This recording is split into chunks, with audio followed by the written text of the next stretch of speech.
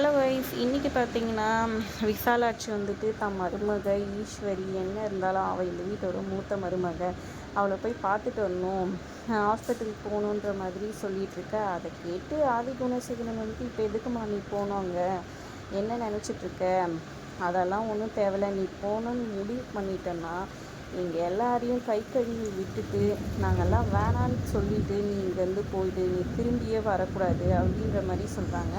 அதை கேட்டவுடனே விசாலாச்சு என்னப்பா நீ இப்படியெல்லாம் பேசுகிற என்கிட்டயே அப்படின்னு சொல்லி கேட்க, உடனே என்ன என்ன இப்போ நீங்கள் இப்படியெல்லாம் சொல்கிறீங்க, மாமா சொன்னதில் என்ன தப்பு இருக்குது, உங்களை பெரிய மனுஷன் கூட பார்க்காம உங்களை அவங்க காலில் விழ வச்சாங்கல்ல, எப்படியெல்லாம் போய்ட்டு மாறி மாறி வந்து கோர்ட்டில் வந்துட்டு சாட்சி சொன்னாருங்க, அதனால் ஞானம் மாமா இப்போ வந்துட்டு ஜெயிலில் கம்பி எண்ணிட்டுருக்கிறாரு, நீங்கள் அதெல்லாம் கொஞ்சம் யோசிச்சு பாருங்கள், கரெக்டு தான் மாமா சொல்கிறதுன்ற மாதிரி அறிவுக்கரசி சொல்கிறாங்க. இதை கேட்டு விசாலாட்சிக்கு என்ன பண்ணுறதுன்னு தெரியல, தான் பையன் தனக்கு அகெயின்ஸ்டாகவே மருமகளை கூட போய் பார்க்கக்கூடாதுன்னு சொல்லிட்டு இருக்காருன்னு யோசிச்சுட்டு இருக்காங்க.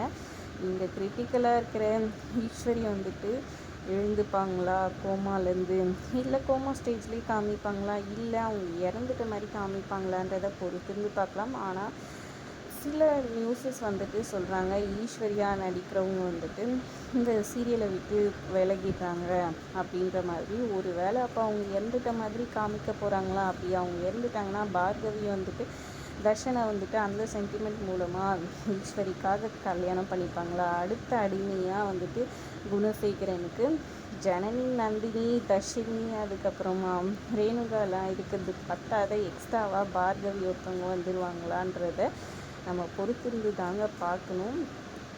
அப்படி எதுவும் நடக்கக்கூடாதுன்னு தாங்க நான் நினைக்கிறேன்.